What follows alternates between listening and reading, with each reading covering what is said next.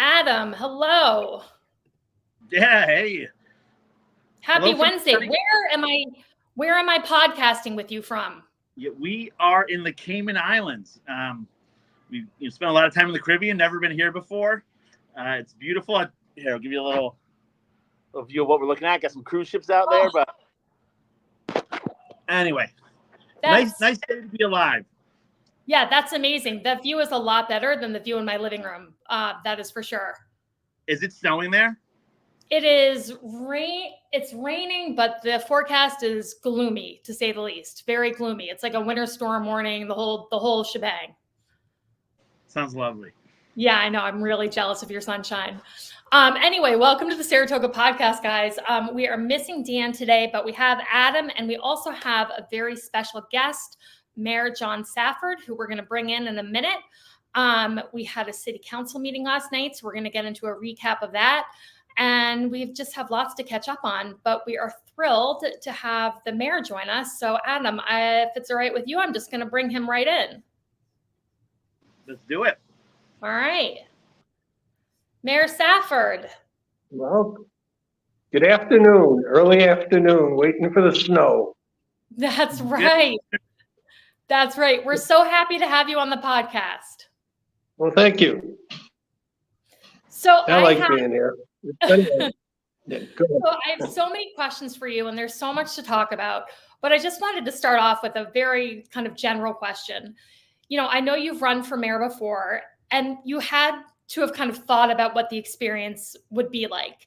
How has the first 3 months in office kind of measured up to your expectation of what it would be like to be the mayor of Saratoga Springs? Well, I mean, it's great. Obviously, what a great privilege it is to have this position and to be able to, I mean, as you can well imagine, it's been just one after another of people that I needed to talk to kind of get caught up on where we are, where we're going. I've met this is a great city. It's just because of the people in it. And I've met so many people that people that I knew and people that I haven't known and before. And I'm just so impressed with the people of the city. It'd be hard to explain how impressed I am with the people that I've met with and the people I'm meeting with. So it's a great privilege to be here. Did it measure up to what I thought? Yeah, pretty much. Because I've been doing this for so long, I knew a lot about, and possibly if you want to talk about that, how to adjust to a commission form of government as opposed to all the businesses I've run, where you have a lot more, CEO has a lot more control, over what happens. So that's a new learning experience for me. Now that you're nearly 100 days in this commission form, there are a lot of pros, a lot of cons. The cons being, as the mayor, you can't just wave your magic wand and have things get done. You need at least 2 other votes. How are you finding that? Is it challenging? Are the other commissioners are they open to working with you? How's that going? Well, again, having run so much, I was familiar with what this form is. So I came into it understanding that it's very different. And if you recall, as when I'm running, the one thing that I promised was to try and bring civility back to the council, and therefore, if we're getting along as council members, that brings a lot of civility back to City Hall. And I think I've been very successful doing that. But it's because I understand, before I got in, I understood this commission form of government and how dependent it is on being able to communicate effectively and gain trust, among the commissioners. Because that is really, that's the key to this form of government. You hear discussions, that another form might be better. And certainly I've thought of those things. And there are good things about this and very, very trying things about this form of government. But I came in knowing what it was, so I have not overstepped my bounds here, and have worked on cooperation and collaboration with the other members. And I think I've been pretty successful doing that. Yeah, I will say that, we here at the Saratoga podcast watch all the city council meetings. I watch the pre-agenda meetings, and you could tell right from the moment you took office that some of the other city council members were really pleasantly surprised and taken aback sometimes that they were allowed to have dialogue and discussion and disagreement in a civilized way, that they were allowed to have that kind of opportunity to have that kind of substantive dialogue at the council table that seemed like it had been kind of denied to them previously. I think, yes, I've certainly heard that. I mean, and also in City Hall, where we talk a lot more, where we meet each other in our offices, and just have a general good professional relationship that actually filters down to all of the workers here. I mean, the other thing you become very impressed with is how, even though we've changed governments, every time there's an election, there's like this whole change of government that often happens. But yet the people who have been here for a while just keep going, and they do a great job, even under some fairly adverse circumstances. And while they do that under those circumstances, it's a lot better to have all the commissioners talking and working together. It does make it work a lot better. And that's one of the things I promised, and I think I've delivered. It's only 100 days, but I continue to be dedicated to that concept. And the dedication is to a true understanding of what the commission form of government, what its limitations are, and and what we need to do to make it work. So I'm working very hard on that. Mayor Safford, what would you say to people who would argue? So basically, what I see when I see you in office and at the city council meetings, I see someone who's leading by example in terms of the tone and civility and respect and kindness that you're offering the people around you, whether it be people at the public comment or the people at the city council table with you. But you have been on the receiving end of some pretty vicious public comments in the last couple meetings. And some might say you've been overly nice or overly generous with people, even though they've been aggressive in public comment. How do you feel it's gone with those kind of aggressive public comment moments? Well, I think that was kind of that's been established. We've become more and more aggressive.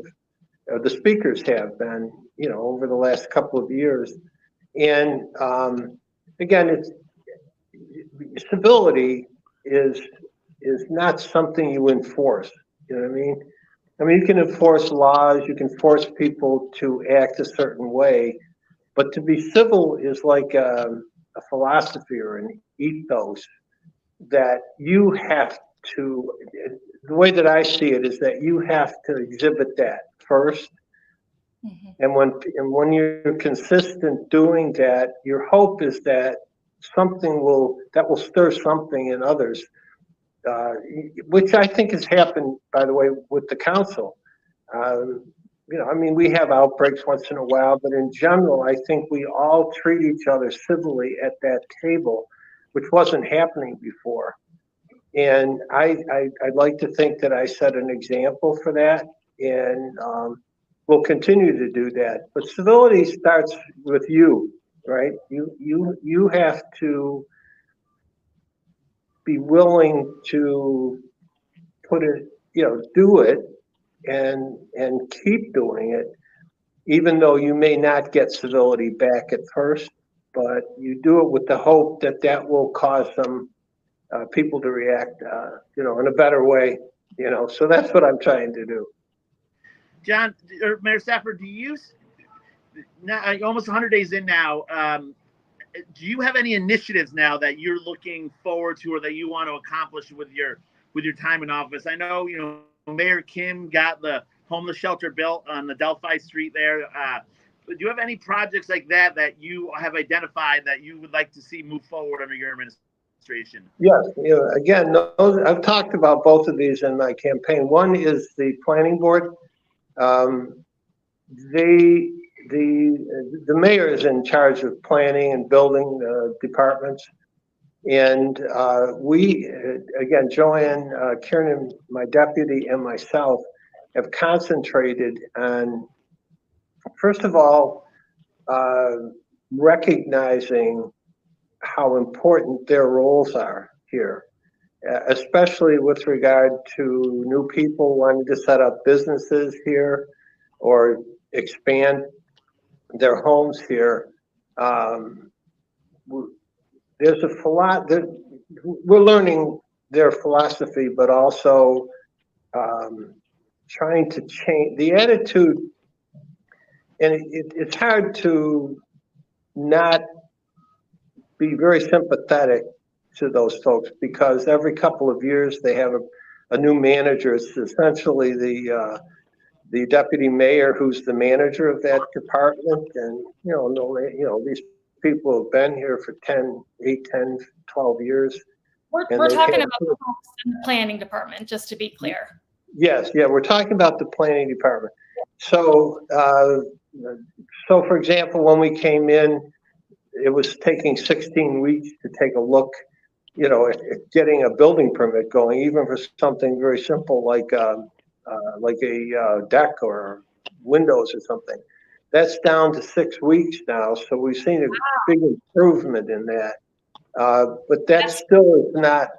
That's really not standard. It should be even less than that. So we're working on that, and we're also working on the boards so that they're again within something like this. You can take one or two attitudes. One is you're going to make people meet your standards, or you're going to help people meet the standards. And so we're talking a lot about that. That's very important.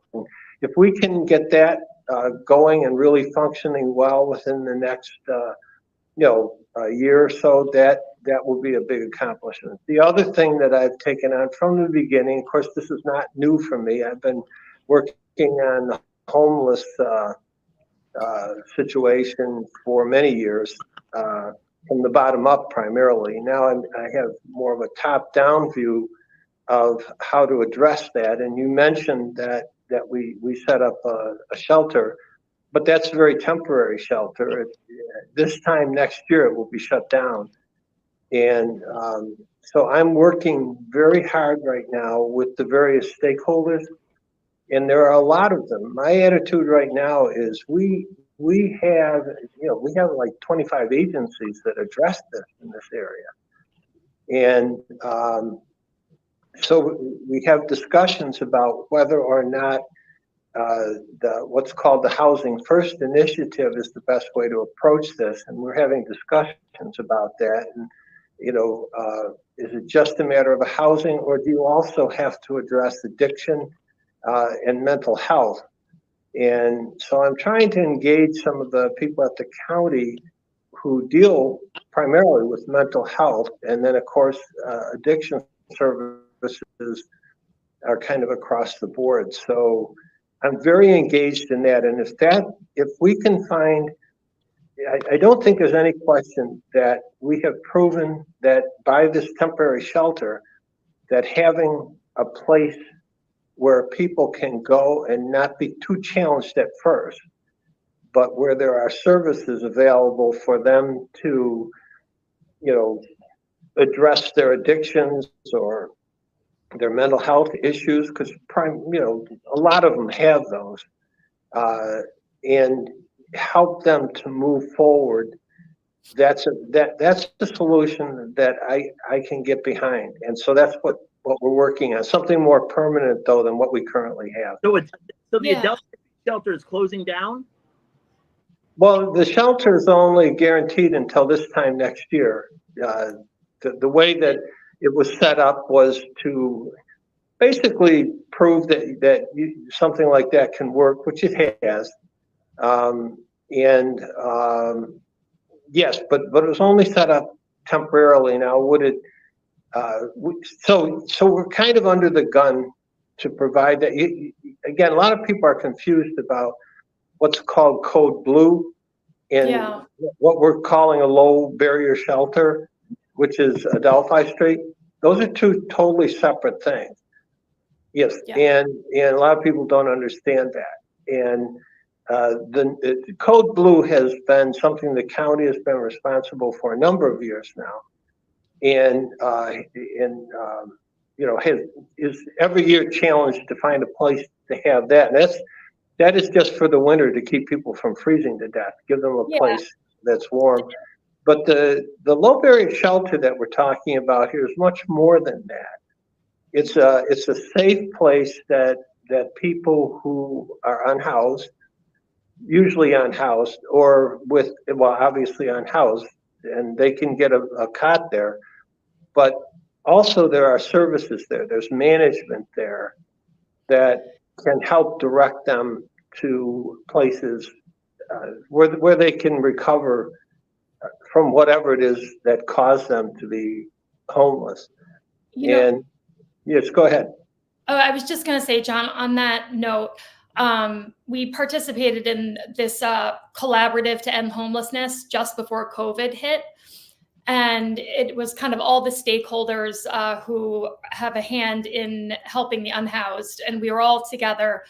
And one of my big takeaways from that experience was someone who is unhoused and needs to connect with services, whether it's mental health and addiction services or it's, temporary housing services, et cetera, the process of getting to Ballston Spa and getting to the county and connecting with those services, there's so many roadblocks in between the person who is unhoused and connecting with those services that it seemed to me and the group I was with that having a low barrier shelter with a navigation center kind of connected to it would be really the ultimate solution, which is what you're talking about to an extent.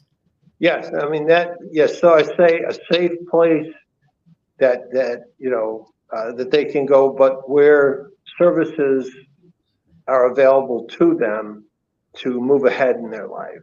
So, John, being a year out from that shelter closing, is it your hopes to try to extend the life of where it is now, to try to move it? Where do you see the population in a year from now who's living in that shelter? Well, okay, so I think that's what I'm saying. We're kind of under the gun and we only have a year.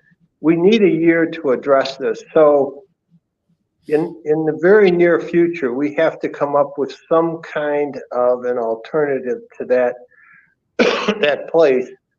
And while there is money available to build, the big problem, of course, is where. The homeless task force has provided like 4 different spots that we're constantly looking at. But as time goes by, other spots might become available that might be better location. But location is obviously a big problem. But what I'm working on right now is the money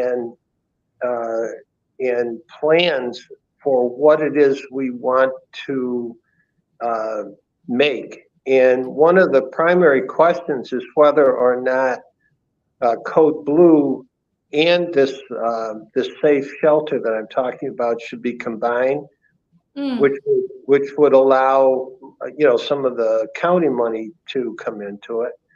The other question is whether or not Code Blue might be better in another location, separate location. Again, you have to remember, Code Blue is a county type thing. And our low barrier shelter or our safe spot that I'm talking about is a city initiative. Although the Code Blue has basically exclusively been run by shelters in Saratoga, And I know they're compensated by the county, but it's always been located within the city of Saratoga Springs. That's So correct. it would, though, kind of make some logical sense to spread out the two shelters and not have them both located in the city of Saratoga Springs when we know they're serving a larger population geographically. That's correct. The Code Blue is a county initiative that has been contracted. It comes through the state, and it's a mandate, and it's been contracted to shelters, and they've been functioning under that for quite a while. But it's managed by shelters, as you know. The low barrier, or I don't like that term. That's why I'm trying to find a safe place for unhoused to be with services is the model that you see on Adelphi Street, which has been managed by RISE. Now, RISE generally is not in that kind of management business. They're housing. They're primarily a housing and mental and addiction services. Which, by the way, I think it's important also to understand that through RISE, we have, with Judge Francine Bureau here, we have an outreach court where instead of incarcerating someone who's been ticketed, they can go to RISE and get services. And RISE has been very good at providing reports and progress reports and that sort of thing for those individuals. And what I'm primarily talking about there are the 10, 15, 30 people that we often see by the garage or hanging out in downtown. Those, a lot of people think that that is the homeless. But they're the more chronic homeless that often, need to be motivated to change. And that's something that we're trying to do through that outreach court that Judge Vero runs. But there are about 200 people that come through homelessness in the county that you never hear about. For example, domestic violence is... And you don't hear about Wellspring that much, but they're in the business of helping women and children in that situation get into housing, and you don't hear that much about it. And there are a number of other services like Captain and another of others that are helping children. There are a number of kids in high school who couch surf, every night, and there are services to help them. But what I'm saying is that there is a whole kind of hidden homelessness that we never see that are much more amenable to help than the chronic ones that you may see around the city. So you really have to have a strategy to deal with both. And of course, the big motivating factor in the city has been those who are downtown who are more visible, maybe. Yeah. Well, I mean, the thing is, there's laws that kind of protect them to the extent that they have First Amendment rights, sort of, to sit on Broadway. Right. And so it's a very tricky thing. And as you know, Commissioner Cole has implemented. We have 2 officers now that are downtown and get to know them. Yeah. And one of the initiatives we're working on is to see if we can put either a peer, I don't know if you know about the peer program, or a social worker to walk with them. Yeah. So that, we can try to bring services, because a lot of those people who are out on the street are pretty chronic. In other words, they will not change their situation without some encouragement. Yeah, they've lost the ability to move ahead on their own. So that's something that we're working on right now. Commissioner Cole has done exactly what he promised he would do. And of course myself, and that is safety downtown. So we're working on a number of issues and initiatives to bring that downtown. I do think, though, I just want to interrupt for a moment, that you do make such a good point that the vast majority of our unhoused population is unseen. And, I live downtown, and I would bet you 95% of Saratogians have no idea that the block I live on has an emergency shelter for women and children in, domestic violence situations. That is just, quietly exists on our block. And, those are not the faces and people I think people are thinking of when they think of the unhoused population. But I have to say, it's hard for me sometimes to listen to public comment over the last couple of weeks, because there seems to be a kind of a small but vocal group who think that the city has just done nothing for our unhoused population, and are really angry at their perceived kind of lack of effort by the city to help, our most vulnerable population, in my opinion. And I find that to be extremely frustrating, because I think, if anything, Saratoga Springs has been extremely committed and working very hard with effort and money to try to address this problem in the most comprehensive way possible. So it's got to be a little bit challenging on your end to hear that kind of criticism, knowing all these kind of moving pieces that are happening. How many people are trying to address this? Yes, well, I think what is good to know is that it's much larger population than what you see, and those who want to be helped are being helped. There's a lot that goes on that you don't see that are working on housing people, and they're moving forward, and they're doing all the things that we would hope that they would do. But what we end up concentrating on are kind of the chronic or the professional, I think of them as almost, I used to run the breakfast program at the Salvation Army a number of years ago. And you have to admire some of these. They're very entrepreneurial. The real chronic ones. But I don't know if, again, Commissioner Cole has been trying to find one of the worst things that we can do with the really chronic homeless, the professional homeless is what I think of them as, is give them money. We had those boxes at one time, and that was working really pretty well, and it was supporting these agencies, and then they got robbed, and Commissioner Cole is trying to look at a QR code type of way to give money, and encourage people not to give money to these. There's only 25, 30 that do it almost. They make a lot of money. And, they have no incentive to change their life as long as they can do that.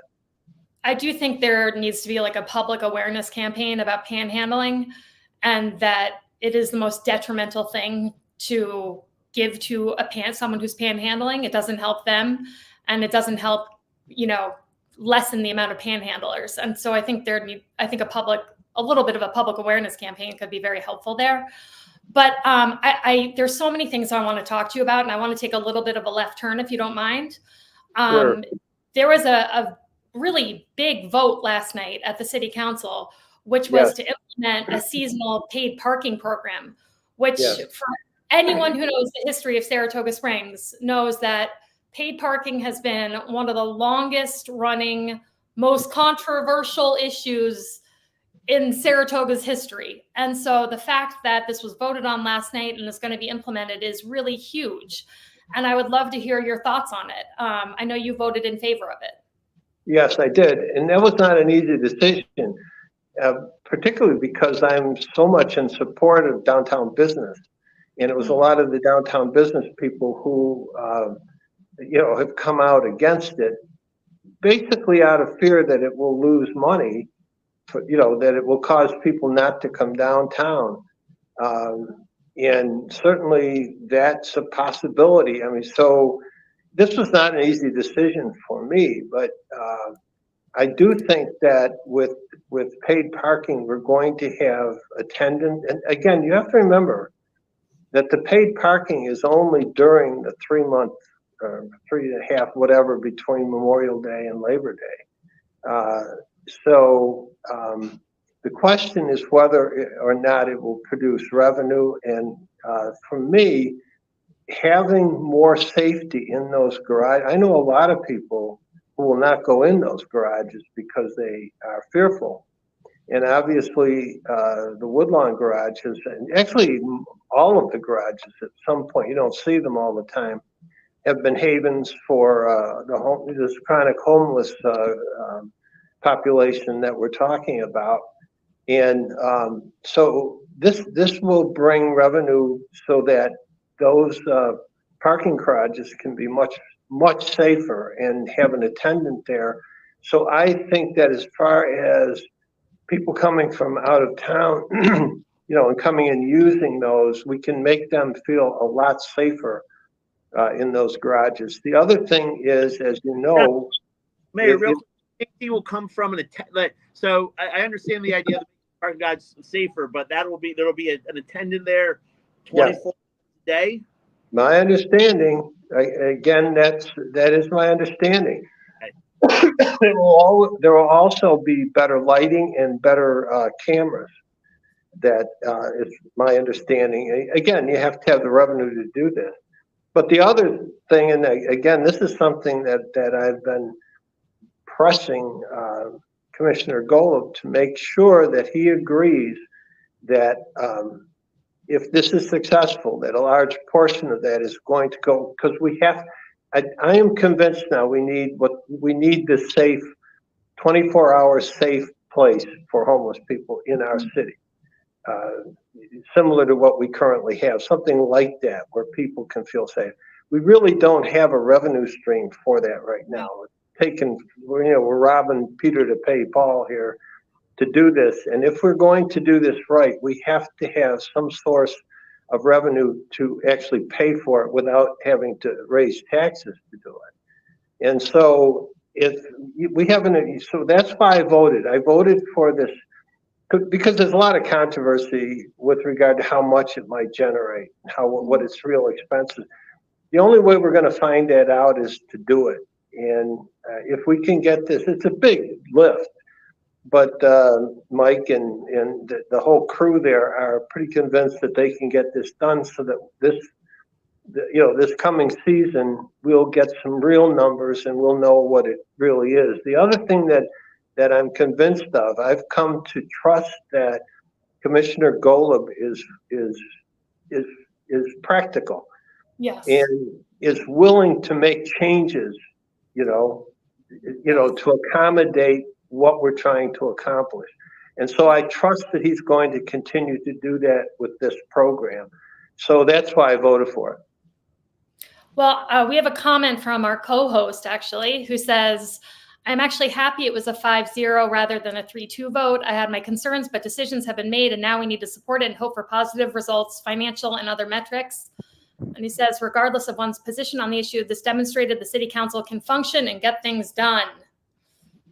Yeah, exactly. I mean, that's the way it goes right back to what I said. I mean, we have a commission form of government.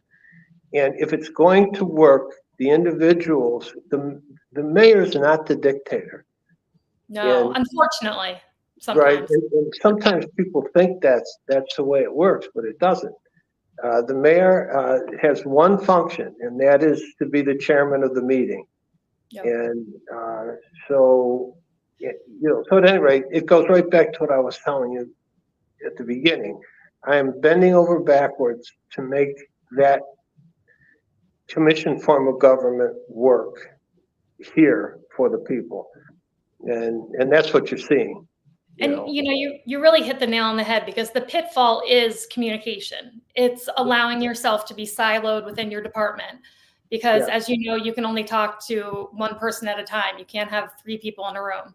So, but if you know that going in, all you need to do is concentrate on making those communicative efforts and, not falling victim to the commission form of government, which, just has that one pitfall of siloing people if they allow themselves to be siloed.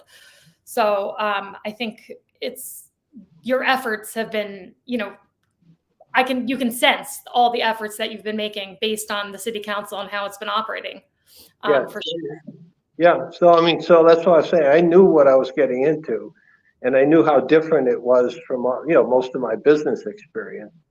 And, now, I've had to learn a lot about, but, How do you think the short-term rental regulation is going to turn out? I know that's been another issue that there've been a couple hearings on. It's been fairly controversial. Yes, again, Commissioner Gola or Commissioner Moran is not the same personality as Commissioner Gola, but is someone who has been driven to try and find a solution to this. And I respect that. I'm grateful that we've been able to talk and that he has modified. And of course, we've been listening, obviously, to the feedback at our meetings, and he has again become quite more flexible to try and expand this program so that it isn't quite as rigid as it was in the beginning. I am in favor of this for a couple of reasons. One is to make this work, we have to create a database that we don't have right now. And being a computer background and data type person, one of the things we desperately need in City Hall is a shared database, which is what this is creating. And I've told Commissioner Golub, even if this wasn't successful, that database is worth all the effort that we're going through right now to create, because it will make it so. You have to remember, with 5 silos, you have 5 databases. This is a database that will tie together all the building department, at least, and the commission or the accounts department. So I'm very much in favor of that. The other side of it, something has to be done about short-term rentals. Obviously, we were talking last night. The state is going to come out with their own program, and whether or not it's better for us to give them that data, or whether they're going to have to register with the state, is a real question. But I am generally in favor of regulation because, obviously you have people who don't want any. This is historically a town that rents their homes. 100 years we've been doing that, and we need it. We need the rooms. The argument that we have 2,000 rooms and there's 30,000 people that come here. You have to, they have to stay someplace, and Airbnb type of programs can be helpful in that area, as long as the owners of those rentals care about their neighbors. That's the biggest question that comes up. If you have just people who don't care about their neighbors and aren't willing to monitor the activities of their renters, that is a serious problem. And so that's why you need to have something that can deal with that kind of a problem. So I'm generally in favor of it. I definitely am in favor of the database. And so we'll see where it goes. I mean, again, the commissioner is working very hard to try and come up with something that's fair. I know there's been a lot of kind of immediate pushback on the $1,000 registration fee. Is that something you're hoping to see come down a little bit? Well, I mean, the first time I talked with him, he moved it from a fixed, part of the legislation and put it into the fee schedule. And right now, he's already modifying some of that. This will come out with it. Yeah, I mean, that's what I'm saying. I'm impressed with his willingness to modify things. He can be hard-headed sometimes, but he's willing to try and work with us to come up with something that that's fair. Yeah, so you'll see some modification in that area. Well, and it is an incredibly, again, I commend you all because you're taking on some of the most challenging and complex issues that face the city, from paid parking, short-term rentals, our unhoused population. These are not easy issues. So I commend all of you for trying to, come up with solutions, Commissioner Moran included. And I definitely appreciate the flexibility in terms of receiving public feedback. So I'll be interested to see how the short-term regulation ends up. Certainly. Yeah, well, me too. Me too. So I thought we were going to do 50 minutes. We've done like 40. I know. We have another appointment here. We've taken up so much of your time. Thank you so much for joining us. I can't tell you how much we appreciate it, Mayor Safford. I hope we will see you again and get another update from you in another couple of weeks or a few months. But we really appreciate your time today. Okay, great. Thanks. Nice time. Always. Yeah. And you can tell Dan, I now every morning get up and look at the Saratoga report. Oh, he will love that. I know he will, but he just does such a great job, getting all the various things on there. So I just really like it, and I think other people, if they try it, they're going to like it too. We agree. We're going to keep him around a little while longer. He does a great job. Okay. Thank you so much, Mayor Safford. I appreciate it. Okay. Thank you. Bye. Hello, Adam. All right, but boy, what a fresh demeanor he has. Huh? I mean, it's just it's very empathetic and light, and like he was saying, bringing civility. Even though we're a commission form of government, it starts with the top down, and I think he is as civil as a mayor as we've had in a while. So yeah, and I feel like people can campaign on civility and think they're going to act a certain way in office, but then they get in office and they turn into like a monster. And he has just, walked the line so well and really stayed true to his campaign promises and who he is. He's so sincere. It's really refreshing. Yeah, halfway through that, it's a different time. We're in a different time zone, and I screwed that up. So I was rushing to do this. And I quickly turned my phone on so we could go live. And I was sitting there, my whole left leg was falling asleep. So I had to do a kind of a mid interview switch. But this way you get the ocean in anyway. So I know the ocean's looking mighty good. I got to tell you. So can I give you a quick update on the city council meeting last night? Let's do it. Let's hear about it. So, I mean, we kind of covered it a little bit. It wasn't that extensive. Essentially, the first public hearing was for the paid parking proposal. And there were about 17 to 19 speakers, I want to say, who came out to public comment at the hearing. And I actually I tallied it up. I think about 12 were opposed, 5 were in favor, and then the other 3 or 4 were kind of like neutral. But everyone who spoke was obviously very impassioned. And then later that evening, they did go and vote on the paid parking proposal, and it was voted, in 5-0, which I thought was actually really surprising considering what a controversial issue it is. Like I guess pleasantly surprised, I suppose, by the consensus of the group. It does make things easier when there's that kind of consensus, but I'm curious to see if this program fails or succeeds this summer. Yeah. We had the owner of Saratoga Outfitter on a couple of weeks ago. And, correct, John.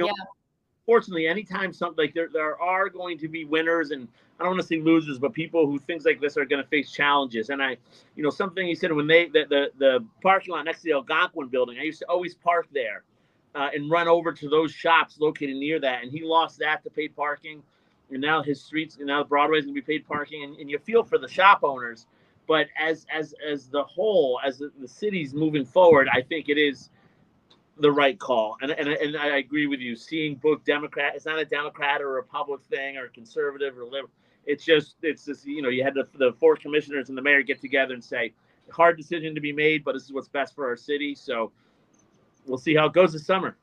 I do have this like fear that they're going to get a taste of the revenue. And if it's anything what they want it to be, they're going to increase the paid parking situation because the revenue is going to be too enticing. Do you know what I mean? Yeah, slippery slope, right? So Yeah, they'll have the infrastructure in place, and that 3 months, given cash crunch, will start to expand out. But they've raised taxes in 2 years, so we'll.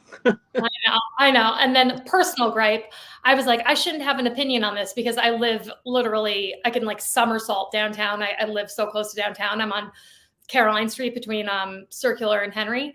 But it just occurred to me that basically I suspect my block is going to be jam-packed with cars this summer because everyone who's avoiding parking in the garages is going to park on all these side streets. Don't you think? Yeah, I think so. So that's a great point, Robin. I know this has been a lot of iterations of this, but the paid parking is going to be on Broadway and the garages. Not Broadway, not on Broadway, just in the garages and the flat lots. I got you. Okay, so only. All right. I did not know that. So the street parking is still going to be however it is regulated now. It's going to be the flat lots are going to have.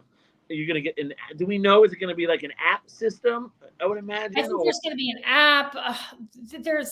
You know what? I kind of lost track of that because they were talking about the paid parking stations. There's going to be like kind of muni meter things, but they're going to remove them during the winter because of plowing. I think there's going to be an app so you can check to see how much time is left on your spot. Gotcha. That's my understanding. And it's going to be $2, but I don't know how long that $2 gets you in terms of like a time. Like if that gets you like 8 hours, 2 hours, 4 hours, I have no idea. So other business, were there more? I missed city council meeting last night. Yeah. So then there was the public hearing for the short-term rental regulation has remained open, which I do credit Commissioner Moran for keeping the public hearing open because there's still a lot of people coming out to talk about it and express their opinion. And he's continued to keep the public hearing open so he can listen and adjust accordingly. So there was that. There was also a public hearing on Van Dam and the truck traffic on Van Dam, because you actually probably know more about this than I do, but basically the DOT walked back the city council's initial vote to limit the truck traffic on Van Dam. Yeah. So they had. So that's exactly right. Is the DOT essentially said there's been a lot of, and none of this is black. I mean, it's black and white, but there are a lot of shades of gray of the state essentially and DOT saying to the city that you can't put limits on this road right here for truck traffic. And there's a very impassioned neighborhood group, something my family's involved with. I'm involved with a little bit because you don't realize it until you live on that street, but just the sheer amount of tractor trailers that are coming through that street. And it's the belief is a lot of these tractor trailers are essentially using Saratoga as a shortcut. They're cutting, and that's I think the big issue is that we shouldn't be a shortcut. We have a state interstate system. Keep the trucks on the state interstate system. So I know they're really working to find a solution. And again, that's one of those issues where it's not. If there was an easy solution, it would have been implemented already. Exactly. So aside from that, I'm just scrolling through the agenda. So we have the 3 public hearings and then, you know what? There was an announcement from the mayor about a settlement in the Marilyn Rivers case. So Marilyn Rivers was the director of risk and safety for the city for many, many years. I worked with her when I was on the city council. She was incredible. She really did an amazing job at being the director of risk and safety. She left, she retired, but also sued the city for a hostile work environment under Ron Kim's administration. And long story short, they have settled that case. And the mayor made that announcement last night at the city council meeting. The Times Union reported, I believe, that they settled it for $100,000. That was the settlement. There was no financial sum or figure disclosed last night, though, at the meeting. They just said that they had reached a settlement in the case. So personally, I'm really happy for Marilyn. I hope she gets all her money and more, because I never doubted the veracity of her claims. I felt that she had a strong case of, you know, the accusations she had made about the work environment she was in, and really kind of being forced out. So I think it ended the way it should have ended. You know, I mean, it should have ended with her retiring on her own terms and no lawsuits. But I'm glad the lawsuit was settled, and she's getting some compensation. Yeah, not a great look for our previous administration to be trading in. That's that hostile to work for, but also that costs the city that much money. But anyway, on that note, I have to hop off shortly. All right, my friend. Well, we're almost at an hour anyway, and to be honest, there wasn't a whole ton of other big time activity at the meeting last night. We kind of hit the highlights. So yeah, all we have is cheers and jeers. And I can do a quick cheer and jeer, cheering for you for being on today from the beach, and I'm jeering Dan for not making it. Yeah, Dan. What's up, Dan? Anyway, yeah, I just want I'll cheer Mayor Stafford. Thanks for coming on, and again, just I think his demeanor is well needed right now in our city. So anyway, we'll be back in 2 weeks. I think we'll be back next week. We'll be back next week. That's right. We'll be back next Wednesday. Follow us on what's that? Smash the like button, share with your friends. Yes, share, click, like, follow, whatever, all the things. Oh, and breaking news, Robin, the Bills traded Stephon Diggs. Actually, Alice Dalton had already told me that, Dan. All right. Over and out, my friend. All right. Have a good one. Bye.